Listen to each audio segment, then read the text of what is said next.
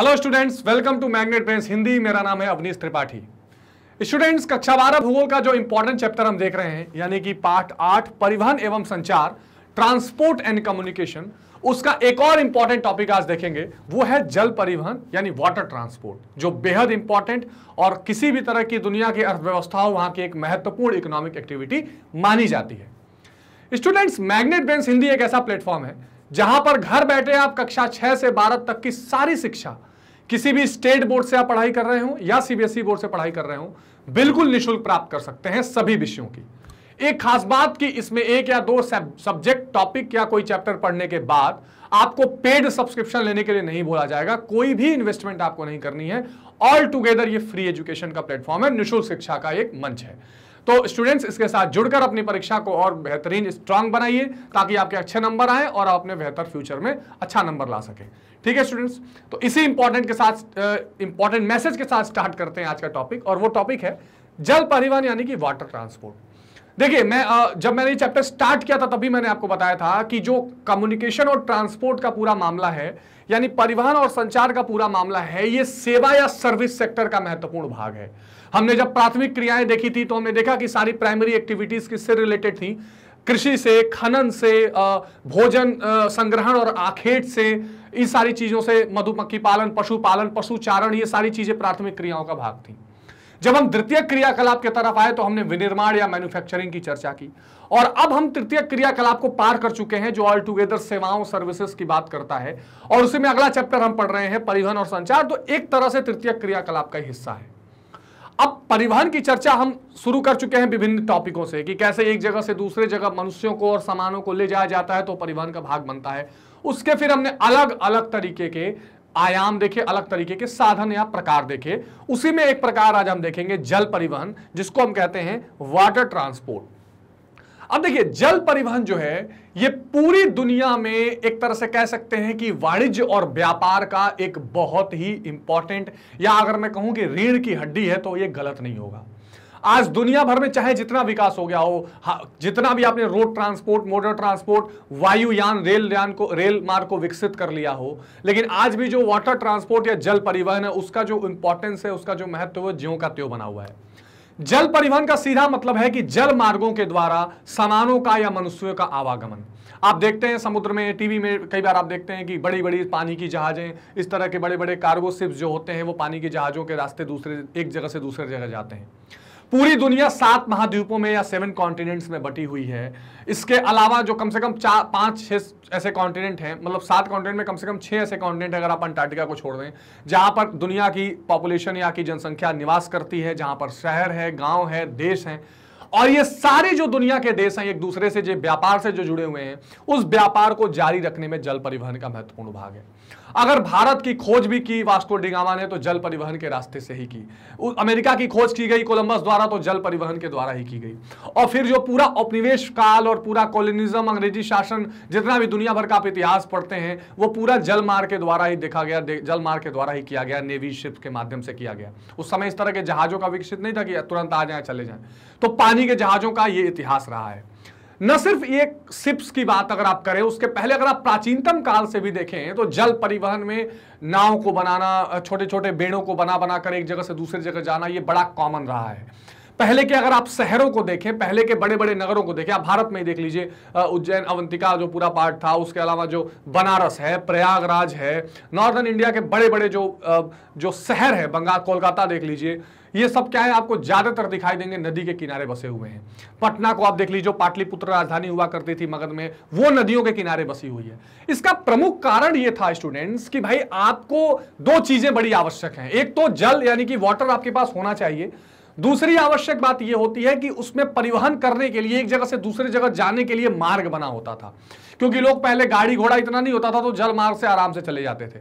यही कंसेप्ट बढ़ते बढ़ते पूरी दुनिया में एक जल परिवहन का रूप बन गया, और आज ये एक बहुत बड़ा रूप ले चुका है। दुनिया भर में अपनी नेवीज हैं, मर्चेंट नेवी है, कार्गो शिप्स का पूरा बेड़ा चलता है जो जल परिवहन का भाग बना हुआ है। अच्छा, एक बात आप हमेशा ध्यान रखेंगे जिसकी हम चर्चा भी करने जा रहे हैं कि जब भी जल परिवहन की बात आती है, अक्सर हमको लगता है ना कि बड़ी बड़ी जहाजें जो समुद्र में, सागर में, महासागर में चल रही हैं, सिर्फ उनकी बातचीत हो रही है। जी नहीं, एक आपको आंतरिक जल मार्ग की भी बात करनी है, जिसको इनलैंड ट्रांसपोर्ट कहते हैं। ये क्या है? ये बड़ा अनोखा कंसेप्ट है जो कई विकसित देशों में डेवलप किया जा चुका है और भारत जैसे देशों में भी डेवलप करने की तैयारी चल रही है। इसकी चर्चा हम कर लेंगे। तो देखिए, परिवहन के साधनों में जल परिवहन सबसे सस्ता साधन है। यह बात भी आप ध्यान रखिएगा। सस्ता साधन क्यों हो जाता है? क्योंकि इसमें आप एक साथ बहुत ज्यादा माल ढोते हैं, है ना। ऐसा नहीं है कि जल परिवहन में ईंधन नहीं लग रहा है और फ्री है और कम समय में हो जा रहा है, नहीं। लेकिन आप इतना, अब जैसे इस शिप को देख लीजिए, इसमें इतना ज्यादा सामान है कि इस सामान को अगर आप प्लेन से भेजने लगे तो आपको 50 प्लेन ले जाने पड़ेंगे। आ रही बात समझ में? तो ज्यादा से ज्यादा वॉल्यूम का सामान आप भेज पाते हैं, इसलिए सस्ता साधन बन जाता है। अतः आधुनिक युग जल परिवहन का विशेष महत्व है। देखिए, जैसे जैसे मॉडर्नाइजेशन या आधुनिकता बढ़ता है, ऐसा माना जाता है कि लोग चीजों को छोड़कर आगे बढ़ते हैं। जैसे पहले लोगों को भी अगर एक जगह से दूसरी जगह जाना होता था तो वो पहले शिप के माध्यम से जाते थे, लेकिन अब प्लेन को प्रेफर करते हैं, क्योंकि प्लेन समय बचाता है और लोग हल्के हैं, जा सकते हैं। लेकिन वस्तुओं की माल ढुलाई की स्थिति में एक चीज का आपको ध्यान रखना होता है, वो होती है लागत, क्योंकि ये बिजनेस का पार्ट है। ठीक है, लागत, या जिसको आप कह सकते हैं कॉस्ट। तो अगर आप कॉस्ट इफिशियंसी की बात करें तो वो आपको कम किस में दिखाई देगा? जल परिवहन में दिखाई देगा। तो जल परिवहन के दो महत्वपूर्ण भेद हैं, वो कौन कौन से? एक तो समुद्री जल मार्ग, जिसमें सागर, महासागर, ठीक, सागर, महासागर, इसके अलावा नदी, ठीक है, नहर, ये सारी चीजें आ जाती हैं। हालांकि नहीं, नदी नहर को तो हम हटा लेंगे थोड़ा सा भी, यहां पर सागर महासागर को मान के चलिए, समुद्र भी इसमें रख सकते हैं। यानी जब आप समुद्र में सागर महासागर यानी जितने ओशियंस हैं, जितने सी हैं, इसमें जब आप नेविगेशन करते हैं, इसमें जब आप माल को या मनुष्यों को लेकर ढोते हैं, तो ये समुद्री जलमार्ग का हिस्सा बनता है। इसको देखेंगे। आंतरिक जलमार्ग को बोलते हैं इनलैंड वाटर ट्रांसपोर्ट, इनलैंड या इनलैंड वाटरवे। ये नया शब्द है, नया नहीं है, लेकिन ये है कि ये इसका अभी विकास उस रूप से नहीं हुआ है जिस तरह समुद्री जलमार्गों का हुआ है, और धीरे धीरे विकासशील देश भी इसमें विकास कर रहे हैं। इसका सीधे मतलब ये होता है कि इसमें दुनिया भर के समुद्रों में नहीं, देश के अंदर जो जो चीजें हैं, जैसे नदी, रिवर, ठीक, इसके अलावा नहर, ठीक है, झील, नदी, नहर, झील, तालाब, ठीक है, ये जो चीजें हैं, इन चीजों का इस्तेमाल करके जब आप परिवहन के साधन विकसित करते हैं, जब आप परिवहन का पूरा हिसाब किताब बनाते हैं, तो इसको आंतरिक या इनलैंड वाटरवेज कहा जाता है। इनलैंड वाटरवेज का मतलब यह है कि आप दुनिया भर से नहीं जुड़ रहे हैं, अपने ही देश के प्रमुख शहरों को, या दो देश जो एक साथ जमीनी रास्ते से जुड़े हुए हैं, उसमें कोई नदी बह रही है तो नदी के रास्ते आप परिवहन कर सकते हैं। पूरी दुनिया में अगर आप अमेरिका में चले जाइए तो बड़े झीलों की जो जगह है, जहां पर 4-5 झीलें हैं, एरी, मिशिगन, ये सारी, उन झीलों को आप देख लीजिए। जर्मनी में आप रूर नदी में चले जाइए, है ना, दुनिया, इटली में आप देखिए कितना, या फ्रांस में देख लीजिए, शहरों के बीच से जो नदियां बह रही हैं, उन नदियों पर कैसे इनलैंड वाटरवेज किया जा रहा है, उसमें शिप्स चलती हैं, वाटर ट्रांसपोर्टेशन होता है, ये विकसित है। इसी तरह भारत भी इस तरह का प्रयास कर रहा है। मैंने कई बार अलग अलग सेशंस में चर्चा की है कि हम क्या बनाने का प्रयास कर रहे हैं। हम भी राष्ट्रीय जलमार्ग एक, यानी नेशनल वाटरवेज, इसको अंग्रेजी में आप ध्यान रखिए, नेशनल वाटरवेज 1, है ना, या जिसको राष्ट्रीय जलमार्ग, राष्ट्रीय जलमार्ग हम भी बनाने का प्रयास कर रहे हैं। इसमें हम प्रयास ये कर रहे हैं कि देश की जितनी प्रमुख नदियां हैं, उन नदियों को हम क्या करें, वाटर ट्रांसपोर्टेशन के लिए इस्तेमाल करें। इसमें हमने एक नेशनल वाटरवेज 1 बना भी लिया है। कहां से कहां तक चर्चा इसमें मैंने कई बार की है। प्रयागराज से, प्रयागराज कहां है? उत्तर प्रदेश। प्रयागराज से हल्दिया, ठीक है, हल्दिया वेस्ट बंगाल। किस नदी पर यह बनाने का प्रयास किया जा रहा है? यह प्रयास किया जा रहा है गंगा नदी पर। बन चुका है लगभग, इसमें अब धीरे धीरे काम शुरू हो गया है ट्रांसपोर्टेशन का। तो कोशिश क्या की जा रही है? कोशिश ये गंगा नदी पर, इसमें प्रयागराज, मिर्जापुर, वाराणसी, गाजीपुर, भागलपुर, पटना होते हुए हल्दिया पहुंच जाएगा। अब ये इस तरह के और साउथ की नदियां, और जैसे हमने कई नदियों को जोड़ना शुरू कर दिया, केन बेतवा इंटरलिंक करना शुरू किया था कि पानी की उसमें उपलब्धता रहे। तो हमने आंतरिक जलमार्ग को विकास करना शुरू कर दिया है। मैं इस पर थोड़ा सा रुक के एम्फेसिस इसलिए कर रहा हूं कि ये बड़ा इंपॉर्टेंट पॉइंट है जो आजकल तेजी से विकास हो रहा है। तो जल परिवहन के दो चीजें आपको ध्यान रखनी है। एक तो समुद्री जलमार्ग, जिसमें आप बहुत आसान है, उसमें तो समुद्र जितने सागर महासागर है उसमें पानी के जहाज चलते हैं। दूसरा आंतरिक जलमार्ग, जिसको इनलैंड वाटरवेज कहते हैं, उसमें नहरों पर, जैसे नहरों की अगर बात करें तो ये आंतरिक भी होगा और कई बार कई देशों के लिए भी काम आता है। स्वेज कैनाल की आप बात कर लीजिए, पनामा कैनाल की बात कर लीजिए, ये सारी चीजें उसमें शामिल रहती हैं, बड़ा इंपॉर्टेंट है। ठीक है, अब समुद्री वाटरवेज की, तो समुद्री जलमार्गों की थोड़ी और चर्चा करते हैं। जल परिवहन में समुद्री जलमार्गों का अत्यधिक महत्व है। वर्तमान अंतरराष्ट्रीय व्यापार का अधिकांश भाग समुद्री मार्ग द्वारा होता है, इसमें कोई डाउट नहीं है। दुनिया भर में जितने व्यापार हो रहे हैं, चाहे वो कच्चे माल को एक जगह से दूसरे जगह ले जाना हो या फिनिश्ड गुड्स को एक जगह से दूसरे जगह ले जाना हो, इसमें चाहे मोटर गाड़ियों को ढोना हो, मसालों को ढोना हो, इसके अलावा चाहे गेहूं चावल खाने पीने की चीजें ढोनी हो, ज्यादा से ज्यादा, यहाँ तक कि पानी और ऑयल जो तेल है, अब तो तेल के लिए पाइपलाइन भी है, लेकिन ये ज्यादा से ज्यादा जो पूरा व्यापार है वो किससे हो रहा है, वो समुद्री मार्गों से हो रहा है। इस प्रकार समुद्री जलमार्ग वर्तमान आर्थिक विकास का आधार स्तंभ है, यानी करंट इकोनॉमिक डेवलपमेंट जो है उसका एक तरह से आप कह सकते हैं कि इकोनॉमिक पिलर बना हुआ है, ये मेन पिलर बना हुआ है। कौन सा? जलमार्ग, समुद्री जलमार्ग। और जब हमने पूरी कहानी शुरू की थी परिवहन वाली, तभी मैंने आपको बताया था कि ओवरऑल परिवहन ही क्या है, रक्तवाहिका बनी हुई है, लाइफलाइन बनी हुई है पूरे ट्रेड एंड कॉमर्स का पूरे दुनिया में। तो उस परिवहन का इंपॉर्टेंट पार्ट एक जल परिवहन भी है, तो ये इंपॉर्टेंट पॉइंट्स आप उसमें मेंशन कर सकते हैं। समुद्री परिवहन की निम्नलिखित विशेषताएं हैं। क्या क्या विशेषताएं, ध्यान से समझिए। समुद्री जलमार्ग प्राकृतिक है, सबसे बड़ी बात, इसमें आपको गड्ढा खोद के सड़क नहीं बनानी है। दे आर नेचुरल्स, वो ऑलरेडी फैला हुआ है, जो पूरा समुद्र है, नदी है, जो भी है, उसमें बस आपको क्या करना है, नेविगेट करना है। रेल और सड़कों की भांति इनमें बनाने पर कोई व्यय नहीं करना पड़ता, इसलिए भी ये सस्ती होती है। जैसे अगर आप रोड ट्रांसपोर्ट करें तो रोड बनाने के लिए, हाईवे बनाने के लिए कई करोड़ों रुपए खर्च होते हैं, फिर उस पर टोल टैक्स बैठा दिया जाता है। आप जब गाड़ी लेके जाते हैं आपको टोल टैक्स देना पड़ता है। लेकिन समुद्री जलमार्ग को बनाने में कोई खर्चा नहीं हो रहा है, इसलिए ये सस्ता रहता है। रेलों और सड़कों के विपरीत समुद्री मार्ग सभी दिशाओं में होते हैं, ये भी बिल्कुल ठीक बात है। जैसे रेल मार्ग ऐसा नहीं है कि आप दुनिया के हर देशों से रेल, अब भारत से अमेरिका आप रेल कैसे जोड़ेंगे, बीच में कई समुद्र हैं और हर तरफ रेल और सड़क तो फैल नहीं सकता, लेकिन समुद्र हर कॉन्टिनेंट की तरफ है। इनके द्वारा किसी भी ओर स्वतंत्रता पूर्वक जाया जा सकता है। अन्य साधनों की अपेक्षा इनकी माल ढोने की क्षमता अधिक है। मैंने आपको शुरू में बताया कि जो कैपेसिटी, कैरिंग कैपेसिटी, यानी ज्यादा से ज्यादा सामान ले जाने की कैपेसिटी जो है वो जल परिवहन में ज्यादा होती है बनस्पत किसके, रोड या रेल परिवहन के। तो ये तो महत्वपूर्ण है ही, इसको आप ध्यान रखेंगे। यद्यपि समुद्री परिवहन बहुत धीमा साधन है परंतु सबसे सस्ता है।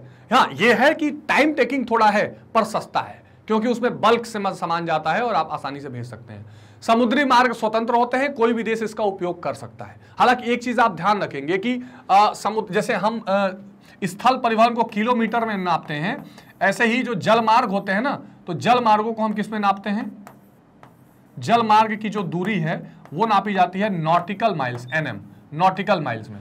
1.8 किलोमीटर के आसपास एक नॉटिकल माइल होता है।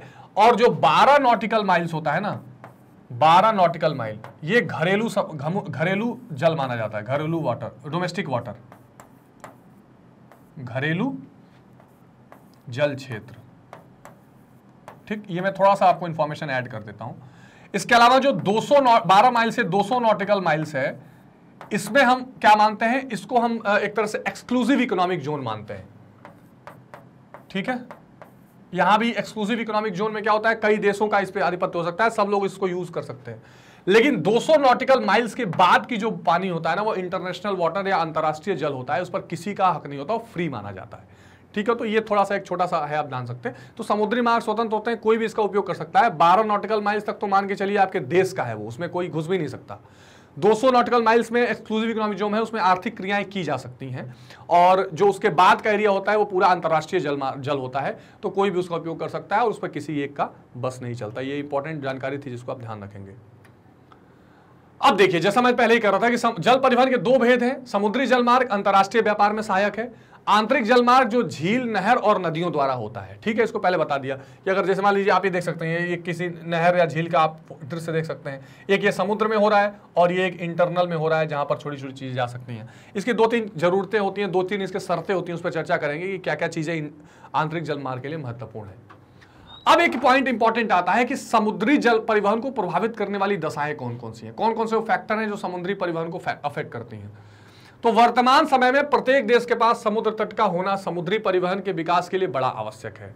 वस्तुतः समुद्र तट एक देश के लिए द्वार के समान कार्य करता है, किंतु समुद्री परिवहन का कहां कितना विस्तार हो सकेगा ये अलग अलग फैक्टर्स पर निर्भर करता है। ठीक है ना। देखिए, किसी भी देश को आप, जितने भी देश हैं जो समुद्र के मार्ग के, जिनके पास कोस्टल एरिया है यानी जिनके पास समुद्री तट है, उनके लिए वो द्वार का काम करता है। और होता ही है, भारत में भी अगर यूरोपीय आए तो द्वार के तरफ कालीकट में आ गए, मतलब दक्षिण भारत की तरफ आ गए क्योंकि खुला एरिया था। तो अब जब द्वार की तरफ है, आप कभी भी देखिए अपना घर भी है तो आप घर का एंट्रेंस गेट क्या करते हैं, ठीक से प्लान करके लगाते हैं कि आने जाने में आसानी हो, कोई आ सके तो उसे अच्छा लगे और हम उसको अपने घर को सेफ और प्रोटेक्ट भी कर सके, इस तरह का बनाते हैं।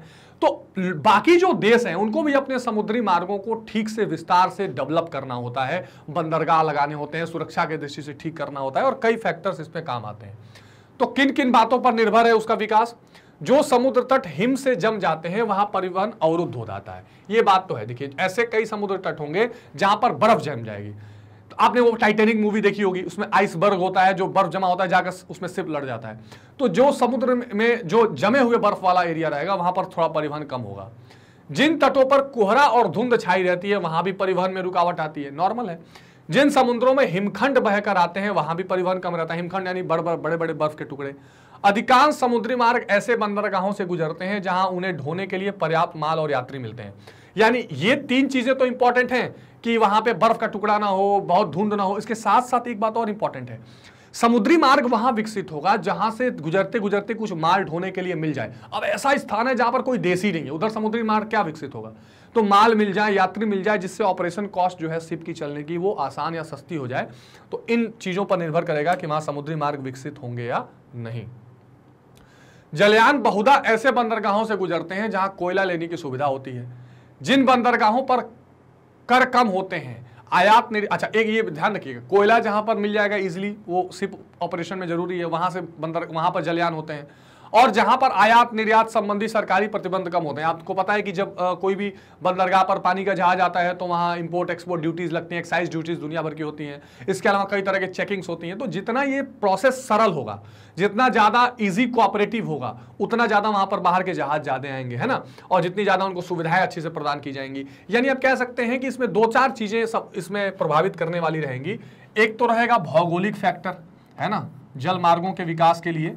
एक तो भौगोलिक, ठीक है, एक क्या हो जाएगा, भौगोलिक कारक, ठीक है। दूसरा आप क्या कह सकते हैं, प्रशासकीय कारक, ठीक है।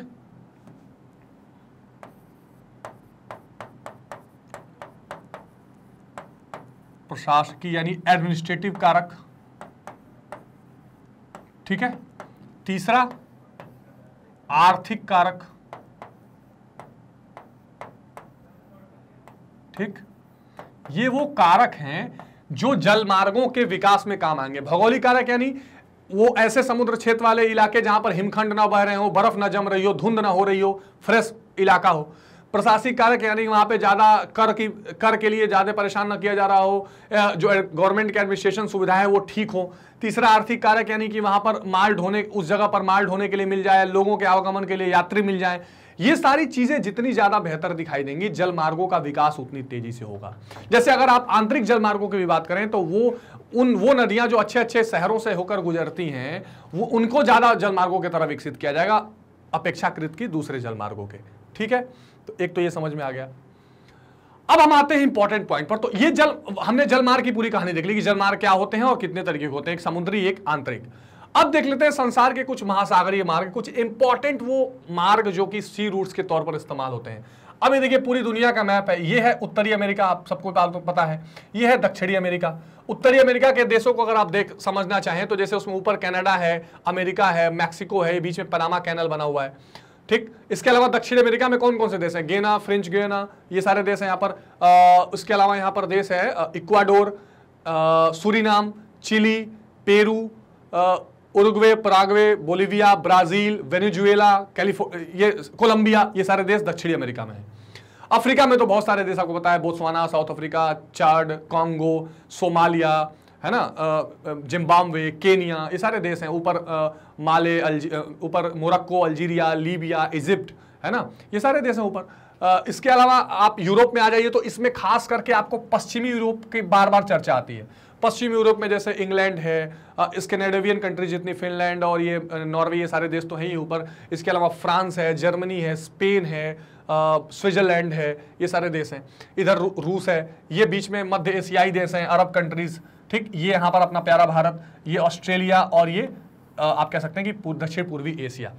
अब ये सारे के सारे जो नीचे अंटार्कटिका है, तो ये सारे के सारे जो कॉन्टिनेंट्स हैं ये सब आप देखिए जल मार्गों से जुड़े हुए हैं, है ना। इधर आप देखिए ये पूरा प्रशांत महासागर, पैसिफिक ओशियन है, ये अटलांटिक ओशियन यानी कि अंध महासागर, ये अटलांटिक महासागर है पूरा, ये भारतीय इंडियन ओशियन है जो हिंद महासागर, और ये पैसिफिक, और ये पैसिफिक इधर जुड़ा हुआ है, मतलब ऑस्ट्रेलिया से इधर आप देख सकते हैं, या इधर से इधर आके आप अमेरिका आ सकते हैं। अब ये जो 2-3 जलमार्ग दुनिया के हैं, एक तो ये अटलांटिक ओशियन से आप ये देखिए यूरोप और उत्तरी अमेरिका जुड़े हैं, यूरोप और दक्षिणी अमेरिका जुड़े हैं, अफ्रीका और दक्षिणी अमेरिका जुड़े हैं, इधर हिंद महासागर से पूरा इंडिया के आसपास जितने, ये अफ्रीका से लेकर ऑस्ट्रेलिया तक सब जुड़े हुए हैं। पैसिफिक ओशियन इधर भी है, तो ऑस्ट्रेलिया से और इधर एशिया से अमेरिका की तरफ आने के लिए और दक्षिण अमेरिका की तरफ आने के लिए प्रशांत महासागर है। तो आप ये देखिए कि दुनिया के जितने महत्वपूर्ण देश और कॉन्टिनेंट्स हैं वो सब इस जलमार्गों के द्वारा जुड़े हुए हैं, जिनकी एक एक करके हम चर्चा करेंगे। तो समुद्री परिवहन का प्रयोग बहुत प्राचीन समय से होता रहा है, इसमें कोई डाउट नहीं है कि प्राचीन समय से होता रहा है। और खास करके अगर आप मॉडर्न इतिहास भी देखें तो 1498 1498 में वास्को डी गामा भारत आए बेचारे, ये भी कहां से आए, जलमार्ग से आए। 1492 के आसपास कोलंबस अमेरिका गए, कहां से गए, जलमार्ग से गए। पुराने प्राचीन कालों में भी आप देखिए जितने बड़े बड़े नगर शहर थे सब जगह ये जलमार्गों के द्वारा परिवहन किया जाता था, इसमें कहीं कोई शक नहीं है, ठीक है। तो विश्व में इसका विस्तार आज जितना हुआ है वो बहुत आश्चर्यजनक है, बिल्कुल ठीक बात है कि आज के काल में जितना तेजी से वाटरवेज डेवलप हुए हैं वो एक इंपॉर्टेंट फैक्टर है। तो आइए कुछ इंपॉर्टेंट जलमार्गों की बात करते हैं। तो उत्तरी अंध महासागरीय मार्ग, ठीक, ये देखिए अंध महासागर यानी अटलांटिक ओशन, इसका उत्तरी भाग, तो ये सारा इलाका है, अभी देखेंगे एक एक करके इसको।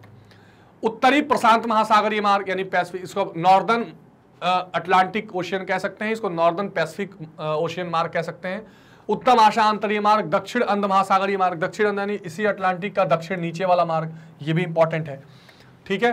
भूमध्य सागरीय मार्ग किसको कहते हैं, मेडिटेरेनियन। ये देखिए, ये जो, इसको ध्यान रखिए, ये जो अफ्रीका और यूरोप के बीच में ये समुद्र आप देख रहे हैं, ये भूमध्य सागरीय मार्ग है, मेडिटेरेनियन सी है, ठीक। हिंद महासागरीय मार्ग, इसकी चर्चा मैंने अभी आपसे की, ये पूरा इंडियन ओशियन वाला जो मार्ग है, ठीक। ये महत्वपूर्ण कुछ दुनिया के मार्ग हैं समुद्री, किंतु कुछ समुद्री मार्ग विशेष उल्लेखनीय है जो निम्नलिखित है। कौन कौन से, तो पहला आता है उत्तरी अंध महासागरीय मार्ग। अब देखिए ध्यान से, ये पूरा उत्तर का, ये क्या है, पूरा नॉर्थ अमेरिका वाला कॉन्टिनेंट है, कनाडा, अमेरिका, मैक्सिको, ठीक। आप देख सकते हैं इसको आराम से। हाँ, अब ध्यान से समझिए, ये और इधर क्या है, ये पूरा यूरोप है। अब ये अटलांटिक ओशियन है पूरा बीच में, और अटलांटिक ओशियन का उत्तरी भाग, इसमें आपसे भी आप समझ लीजिए, हाँ, इसमें आपसे भी आप समझ लीजिए कि ये आपका ये पूरा जो इलाका है, ये अटलांटिक ओशन ऊपर से नीचे तक है, ये जो इलाका है ये सब, ये उत्तरी अटलांटिक और नीचे दक्षिणी अटलांटिक है। तो इधर अमेरिका वाले सारे देश, उत्तरी अमेरिका वाले, और इधर यूरोप वाले देश, ये सब इस जलमार्ग पर आएंगे। कौन कौन से, उत्तरी अंध महासागर में। तो क्या क्या इसमें आ जाएगा, इसमें आ जाएगा आपका, ये देखिए, ये सारा इलाका और ये यूरोप, ये सब इससे जुड़ा हुआ है। यह संसार का सबसे महत्वपूर्ण मार्ग है। इसके एक और पश्चिमी यूरोप के औद्योगिक देश हैं। ये पश्चिमी यूरोप के औद्योगिक देश कौन से हैं, यूनाइटेड किंगडम है, फ्रांस है, स्पेन है, जर्मनी है, पोलैंड है, स्विट्जरलैंड है, ये सारे देश आएंगे, ठीक। दूसरी ओर संयुक्त राज्य अमेरिका और कनाडा जैसे देश हैं, ये दोनों देश, कनाडा, यूएसए, ये दोस्त हैं। तो ये कितना जुड़ा है एक दूसरे से, ठीक, और इनमें आदान प्रदान होता रहता है चीजों का। इस मार्ग पर समस्त संसार के लगभग 1/4 जलयान चलते हैं, जो अन्य किसी मार्ग की अपेक्षाकृत अधिक भार और अधिक मूल्य का माल ढोते हैं। आप देशों को देखिए ना, कैसे देश हैं। यूरोप के महत्वपूर्ण देश जो औद्योगिक हैं, जिसमें फ्रांस है, स्पेन है, जर्मनी है, यूनाइटेड किंगडम है, पुर्तगाल, ये सारे देश हैं। इधर आ जाइए तो आप अमेरिका, उत्तरी अमेरिका के कौन कौन से देश, अमेरिका है, कनाडा है, मैक्सिको है, तो ये सारे देश इसमें जुड़े हुए हैं। तो जाहिर सी बात है ज्यादा आवागमन होगा। यात्रियों और डाक का परिवहन भी इसी मार्ग से होता है। विश्व का 50% औद्योगिक उत्पादन में इसी क्षेत्र में होता है, इसमें कोई दो राय नहीं है। जो अटलांटिक ओशियन के आसपास तटों पे अमेरिका के सारे शहर हैं जो औद्योगिक रूप से बहुत आगे हुए हैं, इन सब में और जो पश्चिमी यूरोप का देश है, ये सब मिलकर दुनिया का ज़्यादा से ज़्यादा औद्योगिक विकास करते हैं। इस मार्ग पर सस्ता कोयला सुलभ है। जाहिर सी बात है, अटलांटिक क्षेत्र के आसपास जो पूरा इलाका है, अलबामा से लेकर और जो झीलों वाला इलाका है अमेरिका में, वहाँ कोयला आसानी से मिलता है, उद्योग भी वहाँ ज़्यादा है। तो ये बहुत ज़्यादा ट्रांसपोर्टेशन यहाँ होता है। यह मार्ग पश्चिमी यूरोप के मुख्य बंदरगाह लंदन, देखिए कौन पश्चिमी यूरोप के कौन कौन से बंदरगाह हैं, लंदन, इन सबको आप मैप में आइडेंटिफाई करिएगा, ब्रिटेन का, Glasgow, Liverpool, Manchester, again Britain, Halifax, Montreal, saint John, Boston, America में आ जाइए, फिलाडेल्फिया, न्यूयॉर्क, न्यू ऑरलियंस आदि बंदरगाहों को जोड़ता है। तो यूरोप और अमेरिका के ये महत्वपूर्ण बंदरगाह हैं जो एक दूसरे से इस जलमार्ग से जुड़े हुए हैं। ठीक, वेरी इंपॉर्टेंट। उत्तरी अमेरिका से यूरोप को पेट्रोलियम, गंधक, कोयला, लोहा, खाद्यान्न, मांस तथा तैयार माल जाता है। ये यूरोप से अमेरिका से यूरोप में जाता है। यूरोप से क्या आता है, मशीनें आती हैं, लकड़ी आता है, कपास यानी कि कॉटन आता है, और तैयार माल फिनिश गुड्स भी आता है। ठीक, तो इन चीजों का एक दूसरे में इंपोर्ट एक्सपोर्ट होता है, बहुत इंपॉर्टेंट है। ये मैंने शॉर्ट में बिल्कुल आपको बताने का प्रयास किया है, इसको आप ध्यान रखेंगे। दूसरा, उत्तरी प्रशांत महासागरीय मार्ग, ठीक, जो नॉर्थ पैसिफिक वाला पूरा इलाका है। यह मार्ग पूर्वी एशिया के देश, जो पूर्वी एशिया के देश जो हैं सारे यहाँ पे, अगर इस मैप में आप देखिए, ये पूर्वी एशिया के नीचे का इलाका है। थोड़ा सा और मैं आपको इस मैप से क्लियर करता हूँ, देखिए, ठीक, ये पहले आप क्लियर कर लीजिए। पूर्वी एशिया के, हाँ, पूर्वी एशिया के देश को कनाडा और संयुक्त राज्य अमेरिका से जोड़ता है। अब देखिए, ये, चलो मैं आपको गोल मैप से दिखाता हूँ, जस्ट अ मिनट। हाँ, ये देखिए, ये क्या है, ये पूर्वी एशिया है, ये अपना प्यारा भारत है, ये पूर्वी एशिया है। अब ये ग्लोब है इसलिए ऐसा दिखाई दे रहा है। तो आप यहां से जैसे ही आगे बढ़ेंगे तो इधर पहुंच जाएंगे अमेरिका, ये थे ना, ये गोल है ग्लोब। तो इस ग्लोब से जैसे ही आप इधर की तरफ बढ़ेंगे, पैसिफिक ओशियन ही है, जो पैसिफिक ओशियन इधर दिखाई दे रहा है, इधर बढ़ते ही आप आ जाएंगे अमेरिका की तरफ। तो पूर्वी एशिया को किससे जोड़ता है, पूर्वी एशिया को अमेरिका और कनाडा से जोड़ता है वो मार्ग, जो बहुत ही इंपॉर्टेंट है। ठीक है, तो यह मार्ग पूर्वी एशिया के देशों को कनाडा और अमेरिका से जोड़ता है। ऑस्ट्रेलिया और न्यूजीलैंड भी इस मार्ग का प्रयोग करते हैं। ऑस्ट्रेलिया और न्यूजीलैंड भी अमेरिका से किस मार्ग से जुड़ते हैं, नॉर्थ पैसिफिक ओशियानिक मार्ग से। पनामा नहर के कारण इस मार्ग की बहुत उन्नति हुई। अब देखिए, इस चीज को समझिए, पनामा नहर का क्या इंपॉर्टेंस यहां हो जाएगा। देखिए, आप पहले पनामा को समझ लीजिए, ये अमेरिका, नॉर्दर्न अमेरिका वाला पूरा पार्ट है, नीचे साउथ अमेरिका, ये बीच में यहां पनामा है, पनामा स्ट्रेट इन दोनों को जोड़ रहा है, दो लैंड को एक साथ जोड़ रहा है। तो ये बीच में एक नहर बनाकर इसमें आर पार जाने की व्यवस्था की गई है। तो जैसे ही पैसिफिक ओशियन से अमेरिका की तरफ आते हैं, पनामा नहर को क्रॉस करके अटलांटिक ओशियन की तरफ बढ़ जाते हैं। तो इसलिए ये जो इंपॉर्टेंट मार्ग है, जिसको हम क्या कह रहे हैं, उत्तर प्रशांत महासागरीय मार्ग, ये अपने आप में एक बहुत ही इंपॉर्टेंट जल मार्ग बन चुका है। ठीक है, इस बात का आप ध्यान रखिएगा। कैसे कि उत्तरी प्रशांत महासागरीय ये मार्ग है। इस मार्ग में क्या होता है कि यहां से ऑस्ट्रेलिया, न्यूजीलैंड और पूर्वी एशिया के जो देश हैं वो डायरेक्ट कहां चले जाते हैं, वो जुड़ जाते हैं अमेरिका से और कनाडा से, और फिर पनामा नहर का यूज करते हुए ऑस्ट्रेलिया और न्यूजीलैंड तक अटलांटिक ओशियन के देशों में पहुंच जाते हैं। इस मार्ग पर एशिया के योकोहामा, संघाई, ये जापान चीन की बात हो रही है, हांगकांग, मनीला, कनाडा के प्रिंस रूपर्ट, वैंकूवर तथा संयुक्त राज्य अमेरिका के सैन फ्रांसिस्को क्या है, पश्चिमी तट पे है, पैसिफिक वाले तट पर, लॉस एंजिलस बंदरगाह पड़ते हैं।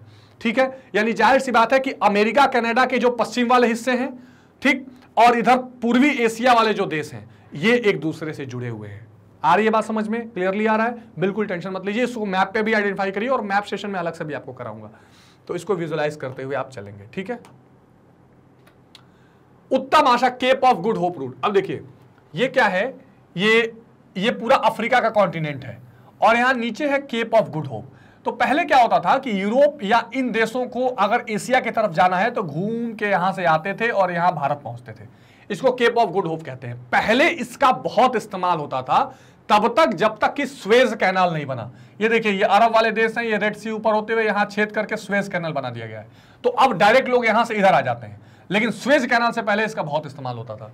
यह मार्ग पश्चिमी यूरोप के देशों को दक्षिण एशिया, यानी अगर इधर के यूरोप के देश इधर आना चाहें, ठीक, ऑस्ट्रेलिया और पूर्वी अफ्रीका के देशों से मिलाता है। स्वेज नहर बनने से पूर्व यूरोप के सभी जलयान पूर्व को उत्तम आशा आंतरिक मार्ग के द्वारा आते जाते थे। तो स्वेज कैनाल बनने के पहले सारे लोग यहां से इधर एशिया आते थे, अब तो स्वेज कैनाल का ज्यादा इस्तेमाल होने लगा है। तो उत्तम आशा आंतरिक मार्ग या केप ऑफ गुड होप भी ध्यान रखेंगे आप। दक्षिणी अंध महासागरीय मार्ग, अब देखो ये क्या है, ये पूरा अमेरिका वाला पार्ट, ये दक्षिण अमेरिका वाला पार्ट, तो ये अटलांटिक ओशियन है। तो ऊपर ये क्या था, पूरा उत्तरी अमेरिका या नॉर्थ अटलांटिक वाला, उत्तरी अटलांटिक, और नीचे क्या है, दक्षिणी अटलांटिक वाला हिस्सा आ जाएगा। यह मार्ग पश्चिमी यूरोप को पश्चिमी द्वीप समूह तथा दक्षिणी अमेरिका के पूर्वी तटीय भागों से जोड़ता है। अब ये देखिए, यहां यूरोप से आप चले, अब इधर ब्राजील आना है या नीचे इधर किसी भी दक्षिण अमेरिका के अर्जेंटीना तक आना है, सारे इसी रूट से आएंगे, दक्षिणी अमेरिका, दक्षिणी अटलांटिक सी वाले रास्ते से। इस मार्ग के मुख्य बंदरगाह ब्यूनस आयर्स जो कि अर्जेंटीना की राजधानी है, Montevideo, Rio de Janeiro Brazil, Bahia, Pernambuco, Havana, London, Liverpool, Hamburg, Marseilles, ये सारे एक दूसरे से बंदरगाह ये एक साथ जुड़े हुए हैं। मुख्य रूप से आप कह सकते हैं कि अफ्रीका से इधर आना है या यूरोप से इधर आना है, ये सारे ये साउथ अटलांटिक या दक्षिणी अटलांटिक या दक्षिणी अंध महासागरीय मार्ग से ही होकर आएंगे। दक्षिण अमेरिका से यूरोप को गेहूं जाता है, ऊन जाता है, चमड़ा, मांस, रबड़, कहवा, कोको, शक्कर भेजी जाती है। और पश्चिमी यूरोप से यहाँ क्या आता है, सूती यानी कपास, ऊनी कपड़ा, मशीन और तैयार माल यहाँ भेजा जाता है। ठीक, तो ये भी हमने एक जलमार्ग देख लिया। भूमध्य सागरीय मार्ग, भूमध्य सागरीय मार्ग कौन सा है, ये यूरोप और अफ्रीका के बीच में जो मार्ग है, ठीक, जिसको मेडिटेरेनियन कहते हैं। तो भूमध्य सागरीय मार्ग विश्व के मध्य से होकर गुजरता है, इसलिए इसका अधिक महत्व हो गया। यह मार्ग यूरोप के देशों को अफ्रीका और एशिया से जोड़ता है। अफ्रीका और एशिया से कैसे जोड़ता है, देखिए ये यूरोप के देश हैं, यूरोप से सीधा आप अफ्रीका में घुस गए, एक तो ये बात। दूसरा, ये होते हुए स्वेज कैनाल यहाँ है, स्वेज कैनाल से इधर आके अफ्रीका में, एशिया में चले जाएंगे, तो ये यहां पर काम आता है। ठीक, हाँ, इसलिए अच्छा, इस प्रकार यह अधिक देश और अधिक लोगों का सहयोग प्रदान करता है। इस मार्ग द्वारा एशिया और अफ्रीका के देश यूरोप के देशों को गेहूं, चाय, चावल, शक्कर, रेशम, कहवा, तिलहन, चमड़ा, मसाले और खनिज भेजते हैं। और यूरोपीय देश अपने यहां से इस्पात यानी कि स्टील, मशीनें, केमिकल पदार्थ, कागज और इंजीनियर का सामान भेजते हैं। इस मार्ग पे कौन कौन से महत्वपूर्ण बंदरगाह हैं, London, Southampton, Hamburger, Rotterdam, Lisbon, Marseilles, Geneva, Rome, काहिरा, Haifa, Tel Aviv, Aden, Mombasa, Zanzibar, Karachi और मुंबई, ये सारे मुख्य पोर्ट हैं जो यूरोप और कह सकते हैं कि उससे जुड़े हुए हैं। ठीक है, एशिया के। अब आते हैं हिंद महासागरीय मार्ग पे, तो ये है आपका इंडियन ओशियन। ठीक, ये प्यारा भारत, ये अरब कंट्रीज है, इधर अफ्रीका है, इधर ये दक्षिण पूर्वी एशिया है। ये सारे के सारे जो पूरा इलाका है ये किससे जुड़ा हुआ है, इंडियन ओशियन से जुड़ा हुआ है। भारत से अगर आपको अरब के तरफ आना है, अफ्रीका के तरफ आना है, भारत से आपको इधर दक्षिण पूर्व एशिया जाना है या इन देशों को यहाँ आना है, तो ये इंडियन ओशन से जुड़े हुए हैं। ठीक, ये भारत के चारों तरफ है, इकलौता ऐसा महासागर है जो किसी देश के नाम पर पड़ा हुआ है। यह मार्ग हिंद महासागर के तटवर्ती देशों को जोड़ता है। इससे हिंद महासागरीय देश में परस्पर व्यापार करते हैं। भारत अपने यहाँ से क्या क्या भेजता है, जो भी इसके मसाले हैं, चाय है, जूट है, ये सारी चीजें भेजता है। सूती वस्त्र, सीमेंट, इस्पात, मशीनें, अन्य तैयार सामान। अफ्रीका, पश्चिम एशिया, पूर्वी द्वीप समूह, मलाया, म्यांमार, ऑस्ट्रेलिया, ये सभी देशों को निर्यात भारत करता है और वहां से मंगाता भी है। ठीक, मलाया अपने यहाँ से रबड़ और टिन, म्यांमार चावल भेजता है, खनिज तेल तथा लकड़ी। जावा शक्कर, जावा इंडोनेशिया में है। ठीक है, यहाँ नीचे इंडोनेशिया वाला पूरा पार्ट है। ठीक है, गरम मसाला, उसके अलावा अलग अलग देश, मांस, ऊन, पश्चिमी एशिया के देश ये जो है ये पेट्रोलियम भेजते हैं। ठीक है, ये निर्यात करते हैं और हिंद महासागरीय देशों को करते हैं।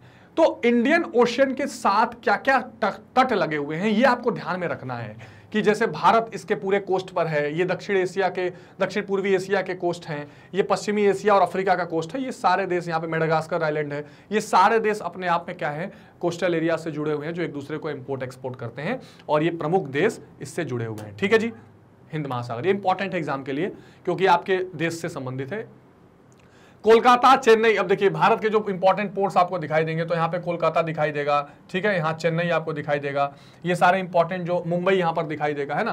तो ये इंपॉर्टेंट कोलंबो जो कि श्रीलंका में है, कराची पाकिस्तान का port, Rangoon Singapore, Batavia, Perth Australia का है, डरबन तथा नैरोबी, डरबन साउथ अफ्रीका में है, नैरोबी केनिया, ये सारे क्या है, यहाँ के मुख्य बंदरगाह हैं, पोर्ट्स हैं जो एक दूसरे से जुड़े हुए हैं। तो ये हमने इंपॉर्टेंट सी रूट्स देखे, इन सी रूट्स को बार बार आप रिवाइज करिएगा। अब आते हैं आंतरिक जलमार्ग या इनलैंड वाटरवेज से, जो बहुत महत्वपूर्ण है, इसमें मैंने आपको बात की थी। इसके अंतर्गत नदियां, झीलें तथा नहरें आती हैं। इन पर नावों अथवा छोटे स्टीमरों द्वारा माल और यात्री ढोए जाते हैं।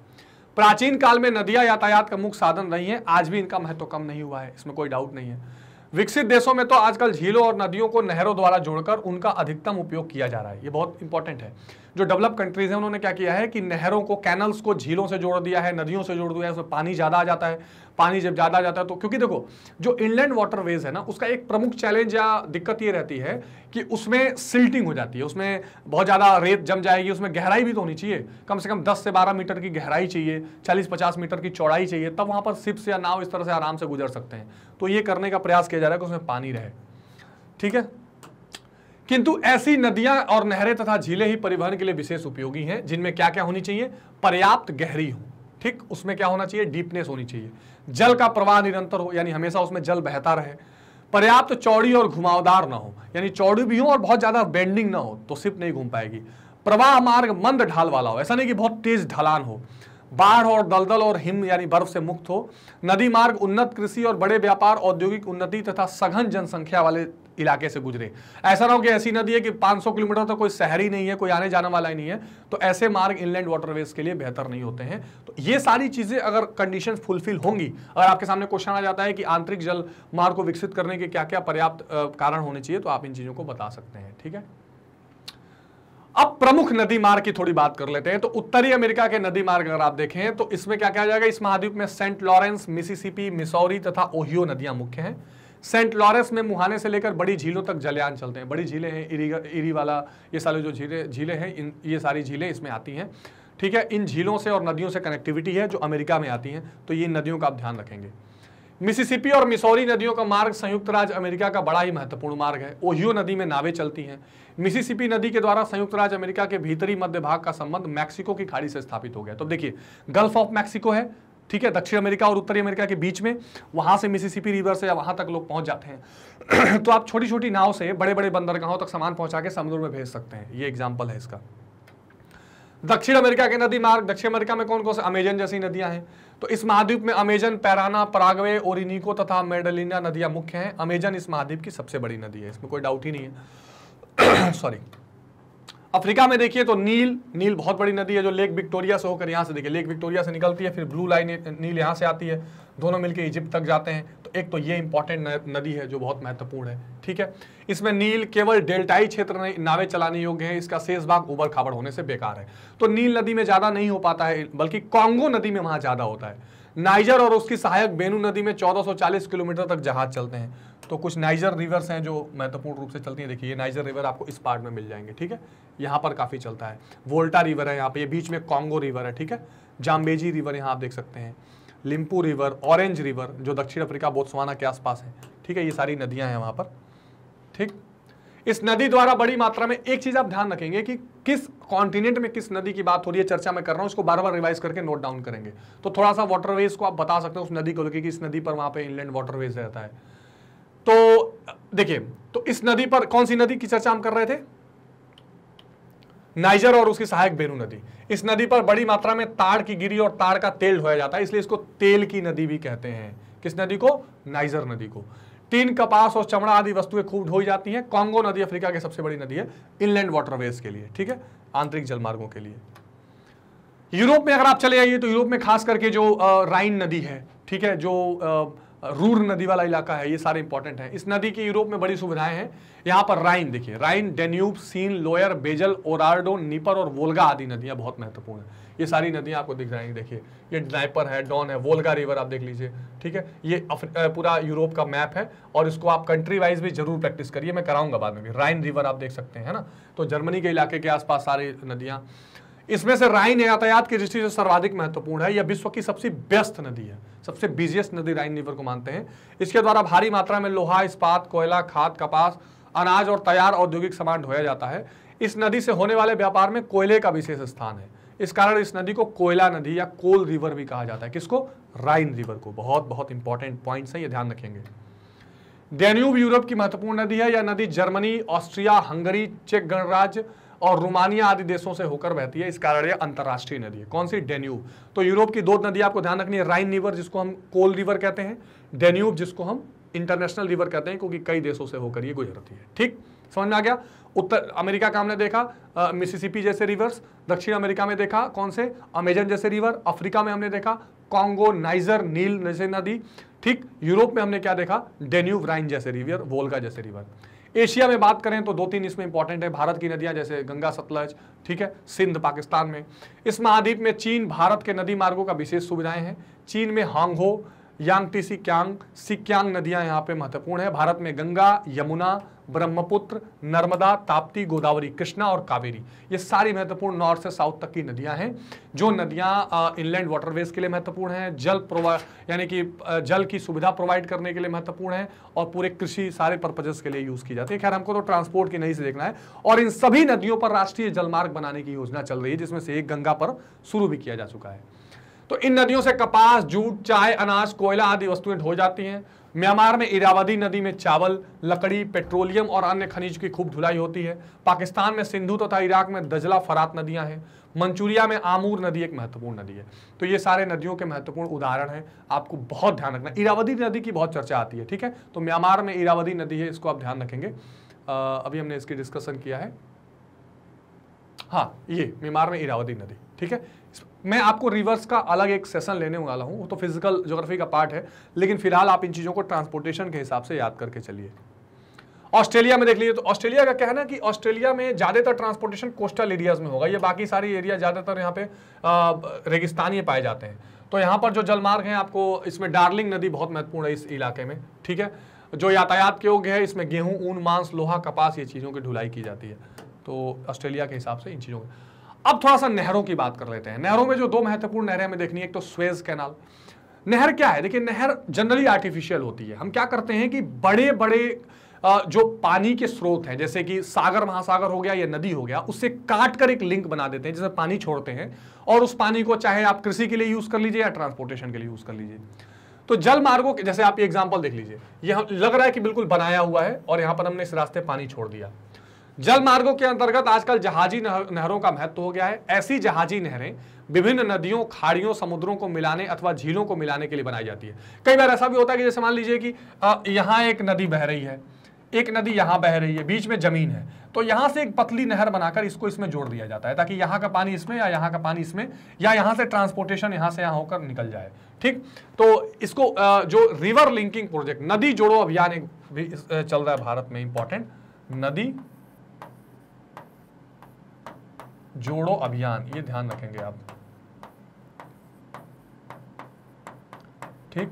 जैसे एक इंपॉर्टेंट नदी का चल रहा है केन बेतवा, मध्य प्रदेश, उत्तर प्रदेश से Ken Betwa river linking project. इस तरह के प्रोजेक्ट बनाकर नहरों का इस्तेमाल किया जाता है। इन नहरों से दूरियां कम होती हैं, समय भी की बचत होती है। नहरों द्वारा कई देशों के व्यापार में बड़ी भारी उन्नति हुई है। कुछ जहाजी नहरों ने तो विश्वव्यापी ख्याति प्राप्त कर ली है। जैसे कौन कौन से वो नहरें हैं विश्वव्यापी वाले, उनको चर्चा कर लेते हैं थोड़ा। तो इसमें एक स्वेज नहर बड़ा इंपॉर्टेंट है। अब देखिए, ये अफ्रीका वाला, सॉरी, ये सेंट्रल एशिया वाला, पश्चिमी एशिया वाला भाग है, जो अरब कंट्रीज हैं, और ये क्या है, ये अफ्रीका कॉन्टिनेंट है। तो इस बीच से ये जगह बनाकर ये नहर निकाल दी गई है, ठीक है, रेड सी से होते हुए। स्वेज नहर संसार की सबसे बड़ी जहाजी नहर है। पोर्ट सईद या स्वेज के स्थल डमरू मध्य को काटकर बनाई गई है, ठीक। डमरू मध्य यानी होता है कि दो जल को, जो जमीन जोड़ती है, उस जमीन को काट दिया गया तो दो जल जुड़ गया। तो मेडिटेरेनियन जो भूमध्य सागर है और इधर से जो रेड सी वाला पार्ट गया है, दोनों को जोड़ दिया गया है। इसका निर्माण प्रसिद्ध फ्रांसीसी इंजीनियर फर्डिनेंड डी लेसेप्स की देखरेख में स्वेज कंपनी, ब्रिटेन, फ्रांस और मिस्र, 3 देशों की मिलीजुली कंपनी थी, 1869 में किया गया। 1869 में महात्मा गांधी का जन्म हुआ 2 अक्टूबर को, इस तरह ध्यान रखिएगा। तो 1869 में उसको बनाया गया। सन 1956 में मिस्र की सरकार ने इसको नेशनलाइज करके अपने अधिकार में ले लिया।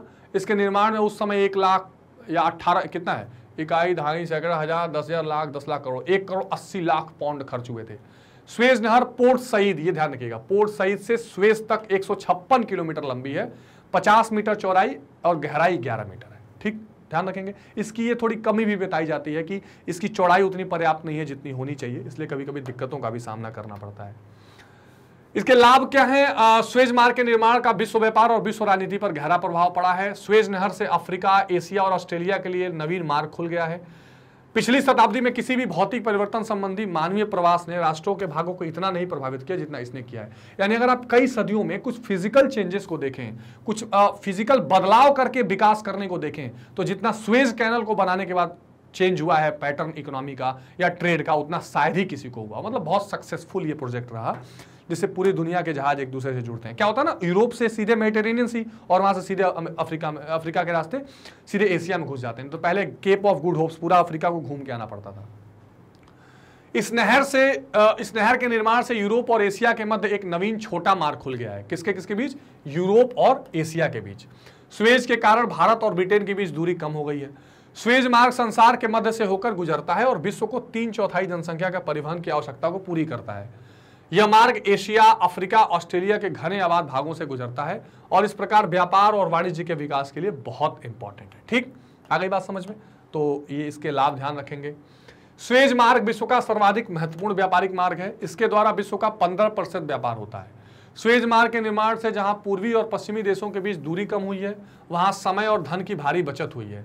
इसके फलस्वरूप विश्व बाजार की वस्तुओं के मूल्य में कमी हुई है। सुएज मार्ग का इसलिए व्यापारिक महत्व है, तो इसका जो कॉमर्स और ट्रेड का इंपॉर्टेंस वो बहुत ज़्यादा है। सुएज मार्ग पर कोयला, तेल और पानी लेने के लिए अनेक बंदरगाह पड़ते हैं, जिससे जहाज़ों को अपनी यात्रा में कोई कठिनाई नहीं होती। और जाहिर सी बात है, मैंने बताया था कि उन्हीं जगहों से जहाज़ें गुजरती हैं जहाँ अच्छे अच्छे शहर हों, बंदरगाह हों, तो यह आराम से हो जाता है। कुछ दोष हैं, जैसे इसकी गहराई और चौड़ाई कम है, तो कई बार जहाज ऐसे फंसने की बात आ जाती है। इस कारण नहर पर बड़े जहाज अनुपयुक्त हो जाते हैं। नहरें संकीर्ण होने से एक साथ 2 जहाज नहीं जा सकते, तो बहुत बार जहाज़ों को रोककर एक एक करके पास कराया जाता है, तो वेट करना पड़ता है। पनामा मार्ग के खुल जाने से सुएज मार्ग के लिए एक नवीन प्रतिस्पर्धा खड़ी हो गई। तो सुएज जैसा कोई दूसरा नहीं था, लेकिन पनामा कैनाल आ गया। कहाँ? जो पनामा स्ट्रेट है, जो उत्तरी अमेरिका दक्षिण अमेरिका के बीच में जो एक जल डमरूमध्य है, उसको काट के एक पनामा नहर बनाया गया है। उसकी चर्चा भी करेंगे। तो इससे एक नया कॉम्पिटिशन आ गया। अब संयुक्त राज्य सुदूर पूर्व के देशों के साथ अपने व्यापारिक संबंध पनामा के द्वारा रखता है। यूरोप से ऑस्ट्रेलिया आदि का यातायात भी अब थोड़ा पनामा द्वारा होने लगा है। तो पनामा नहर खुलने के बाद थोड़ा सा सुएज कैनल का बर्डन कम हो गया है। पनामा नहर की बात करें तो यह नहर मध्य अमेरिका के पनामा देश में पनामा स्थल जल डमरूमध्य को काटकर बनाया गया है। पनामा स्ट्रेट है, जैसे ये उत्तरी अमेरिका ऐसे पूंछनुमा आया है, ये पनामा ऐसे एक जल डमरूमध्य है, और यहाँ से फिर दक्षिणी अमेरिका आ गया है, इसी में काट के इधर अटलांटिक महासागर है, इधर प्रशांत महासागर यानी पैसिफिक ओशियन है। तो यहाँ से अब सीधे बीच में से घुस के यहाँ से निकल जाता है। तो यूरोप वाले भी यहाँ से घुस के इधर आ जाते हैं, ऑस्ट्रेलिया और दक्षिण एशिया वाले भी यहाँ से इधर आ जाते हैं। तो थोड़ा सा जो सुएज कैनल का दबाव है वो कम हो गया है। इसका निर्माण 1904 में कराया गया अमेरिका की सरकार ने। इसके निर्माण पर 75 करोड़ पाउंड खर्च हुआ है। यह नहर प्रशांत महासागर को अंध महासागर यानी कि अटलांटिक ओशियन से जोड़ती है। पनामा नहर 82 किलोमीटर लंबी है, चौड़ाई 100 से 300 मीटर है। इसकी देखिए चौड़ाई बहुत ज्यादा है, वो 50-55 है। गहराई एक जैसी नहीं है, औसत गहराई 12 मीटर है, और वहां तो कुल गहराई सुएज में 11 मीटर ही है। गहराई कम होने से इसके अंदर 3 जलापास बनाए गए हैं, जिसके जहाज में 25 मीटर तक उड़ सकता है। इसको पार करने में जहाज का 10 से 12 घंटे तक लग जाते हैं। तो थोड़ा सा वहां पर इसको भी एक एक करके पार करने की सुविधा बनाई गई है। जैसे देखिए इस तरह के लॉक्स बनाए गए, ठीक है। इसके क्या लाभ है? तो पनामा मार्ग से उत्तरी अमेरिका और प्रशांत महासागर तट और अंध महासागर तट निकट आ गए, यानी अटलांटिक ओशियन वाले और पैसिफिक ओशियन वाले दोनों मिल सकते हैं इसमें, आप कह सकते हैं। जैसे सुएज कैनल में आप क्या बता सकते हैं कि यूरोप जो है एशिया और अफ्रीका से जुड़ गया है आराम से, और ऑस्ट्रेलिया तक। यहाँ क्या बना सकते हैं कि आप प्रशांत महासागर और अटलांटिक महासागर को इसने जोड़ दिया है। इस नहर के बन जाने से अब जहाजों को दक्षिण अमेरिका का चक्कर नहीं लगाना पड़ता। पहले मान लीजिए क्या होता था कि लेट सपोज कि ये है उत्तरी अमेरिका। मैं आपको मैप से समझाता हूँ कि इसका फायदा क्या है, ठीक है। Let's come to the map, बिल्कुल ठीक से समझ लीजिए आप, ठीक है। देखिए, और इधर के मैप दिखाता हूं आपको, जस्ट अ सेकेंड।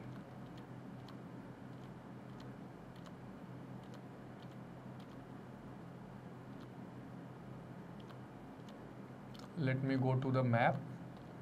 हाँ, अब देखिए क्या है कि ये तो सुएज कैनल वाला हिस्सा है, यहां से सुएज कैनल से लोग इधर आ जाते हैं। पनामा कैनल यहाँ बनाया गया है। तो अब क्या होता था कि पहले अगर इधर से आप ऑस्ट्रेलिया, इंडिया, एशिया समझ लीजिए, इधर से लोग आए तो ये पूरा चक्कर काट के तब इधर जाते थे। अब ये डायरेक्ट यहाँ से निकल जाते हैं। अरे बात समझ में? या यहाँ के मान लो कोस्टल एरियाज हैं, इनको यहाँ आना है तो ये पूरा घूम के इधर आएंगे, या इधर से इधर जाएंगे, ये यहाँ से इधर निकल सकते हैं। तो बहुत आसानी से पूरा दक्षिण अमेरिका का चक्कर नहीं काटना पड़ता। ये पनामा कैनल का इंपॉर्टेंट फायदा है, ठीक है जी। चलिए आते हैं अपने टॉपिक पर वापस।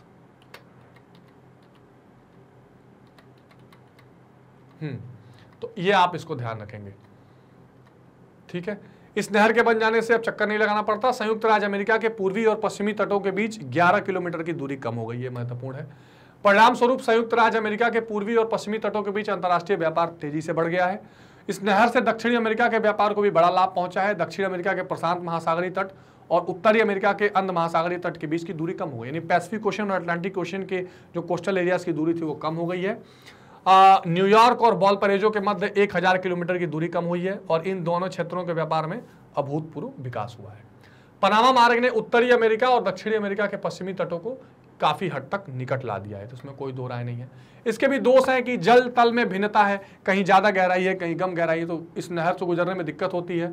जल तल को ठीक करने के लिए नहरों में बांध की व्यवस्था है, तो जहाजों को गुजरने में काफी समय लगता है। लॉक्स बने हुए हैं तो टाइम से गुजरती है एक एक करके। पनामा जलमार्ग कम आबादी वाले आर्थिक दृष्टि से पिछड़े क्षेत्रों से गुजरता है, तो यहाँ पर माल ढुलाई के लिए थोड़ा कम सामान मिलता है, ये भी इंपॉर्टेंट है। उतने औद्योगिक शहर इसके आसपास नहीं है जहां से गुजर रहा है। पनामा मार्ग में बढ़ते हुए विश्व व्यापार और यातायात को नियंत्रित करने की संभावना क्षमता सीमित है।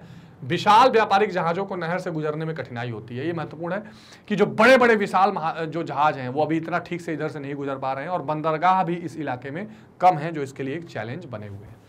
तो ये पूरी कहानी है स्टूडेंट्स, जो पूरी दुनिया भर के जलमार्ग हैं, जिसमें समुद्री जलमार्ग, आंतरिक जलमार्ग, ये दोनों हमने महत्वपूर्ण यानी इनलैंड वाटरवेज और सी वाटरवेज देखा। इसमें कहीं कोई कंफ्यूजन हो तो आप कमेंट सेक्शन में जरूर बताइएगा। जितने बंदरगाह और शहरों की चर्चा हमने की उसको मैप में खूब अच्छे से आइडेंटिफाई करिए, बहुत जरूरी है। और कहीं कोई समस्या हो तो कमेंट सेक्शन में जरूर बताइए। स्टूडेंट्स, एक बात और ध्यान रखिए कि magnetbrains.com की अपनी एक वेबसाइट भी है, यानी उस वेबसाइट पर जाकर आप www.magnetbrains.com पर जाइए। यहाँ CBSE हिंदी मीडियम सेलेक्ट करके क्लास 12 आप सेलेक्ट करिए। क्लास 12 सेलेक्ट करते ही आपको इतिहास, राजनीति विज्ञान, भूगोल और अर्थशास्त्र जैसे महत्वपूर्ण विषय मेरे साथ पढ़ने के लिए मिल जाएंगे। बाकी विषय भी आप क्लास 12 के अलग अलग फैकल्टीज के साथ पढ़ सकते हैं। जैसे ही आप यहाँ पे वॉच नाउ करेंगे, आपको क्या क्या चीजें मिल जाएंगी, पूरे सिलेबस का ओवरव्यू मिल जाएगा, हर चैप्टर का कंप्लीट चैप्टर रिवीजन, छोटे छोटे topic wise videos, MCQs, NCERT solutions, previous year questions, ये सारी चीजें आपको एक साथ मिल जाएंगी। और सबसे महत्वपूर्ण बात स्टूडेंट्स, ये सारी की सारी चीजें बिल्कुल 100% मुफ्त और निःशुल्क हैं। आपको कोई पेड सब्सक्रिप्शन नहीं लेना, बस एक छोटा सा काम करना है कि लाइक, शेयर और सब्सक्राइब करते रहिए, ताकि हम ज्यादा से ज्यादा वीडियोस आप तक लेकर आते रहें और आपकी परीक्षा को, आपकी पढ़ाई को और आसान बनाते रहें और आप बेहतर नंबर लाके एग्जाम में पास हो सकें। तो मिलते हैं स्टूडेंट्स अगले वीडियो में, तब तक अपना बहुत ध्यान रखिए। Take care, good bye.